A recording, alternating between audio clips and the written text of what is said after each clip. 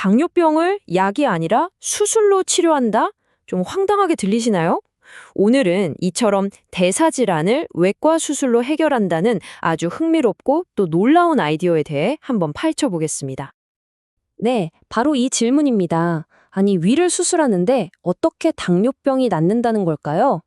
만약 이게 정말 가능하다면 우리가 당뇨병에 대해 알고 있던 많은 것들이 사실은 전부가 아닐 수도 있다는 뜻이겠죠?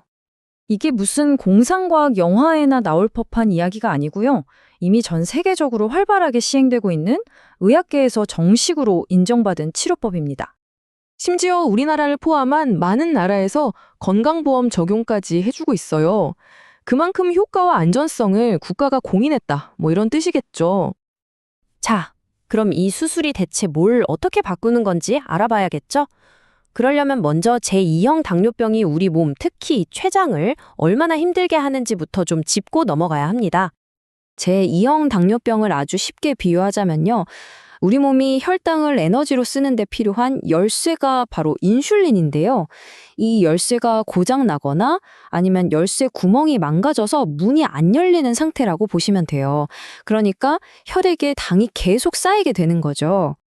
근데 여기서 진짜 충격적인 사실이 하나 있습니다.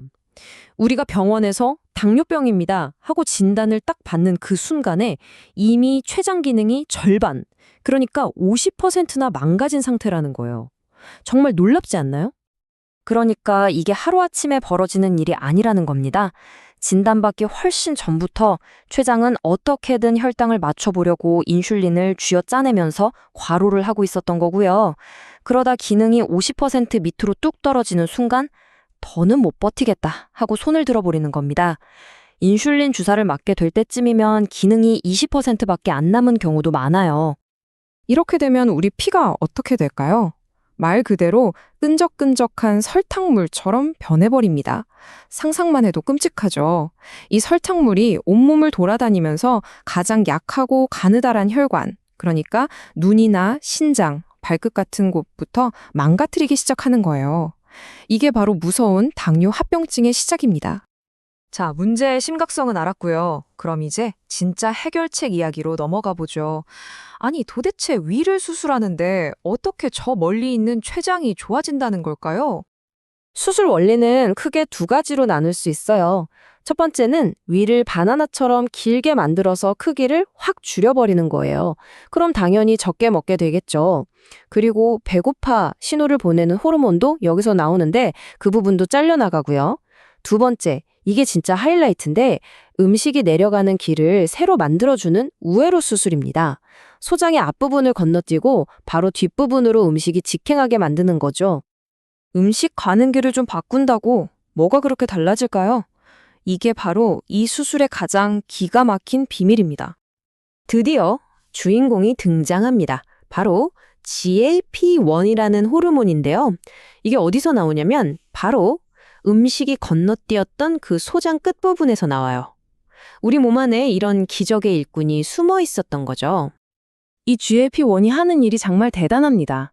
첫째, 음식이 들어오자마자 췌장한테 야, 일할 시간이야. 인슐린 만들어. 하고 신호를 보내고요. 둘째, 뇌한테는 이제 그만 먹어. 배불러. 하고 신호를 보냅니다. 그리고 셋째, 이게 정말 중요한데 지쳐서 망가져가던 췌장 세포를 다시 살리고 회복시켜주는 역할까지 해요. 이 세 가지가 한꺼번에 일어나니까 혈당이 잡힐 수밖에 없는 겁니다. 아니 근데 이렇게 좋은 호르몬이 있었는데 우린 왜 그동안 혜택을 못 봤을까요? 그 이유가 현대인의 식습관에 있습니다. 요즘 우리가 먹는 음식들 너무 부드럽고 가공이 잘 돼 있어서 소장 초입에서 영양분이 싹 다 흡수돼 버리는 거예요. 그러니 음식물이 저기 소장 끝까지 갈 일이 없었고 GLP-1은 계속 잠만 자고 있었던 거죠. 수술은 이 잠자는 거인을 강제로 깨우는 스위치 역할을 하는 셈입니다. 근데 GLP-1 어디서 많이 들어본 것 같지 않으세요? 맞습니다. 요즘 기적의 다이어트 약으로 불리는 오젬픽, 위고비 같은 약들이 바로 이 GLP-1의 원리를 이용한 겁니다. 그럼 수술이랑 주사는 뭐가 다를까요? 근본적인 차이가 있어요. 수술은 내 몸이 스스로 자연스럽게 GLP-1을 만들도록 시스템 자체를 바꿔주는 영구적인 해결책에 가깝고요. 반면에 주사제는 외부에서 인공 GLP-1을 계속 넣어주는 임시방편인 셈이죠. 주사를 맞는 동안에만 효과가 있는 거예요. 그래서 주사를 끊으면 어떻게 될까요? 한 전문가가 이런 말을 했어요. 약을 끊었을 때 체중이 돌아오는 속도는 정말 무서울 정도다. 요요 현상이 아주 강력하게 그리고 빠르게 온다는 거죠.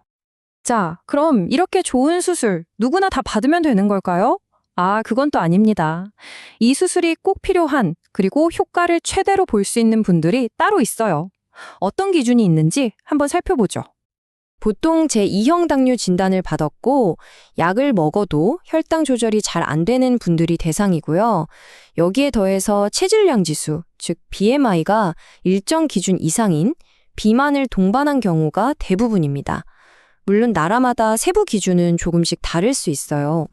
이 수술의 최종 목표는요, 완치라는 말보다는 관해라는 표현을 씁니다.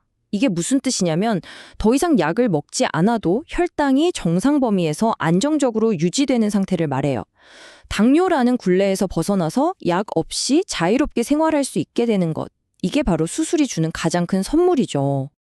오늘 이야기 어떠셨나요? 만약 당뇨병을 이겨낼 치료제가 애초에 우리 몸 안에 잠자고 있었던 거라면 우리는 평생 안고 가야 할 병이라고 생각했던 질병들을 앞으로 어떻게 바라봐야 할까요? 한 번쯤 깊이 생각해 볼 만한 질문인 것 같습니다.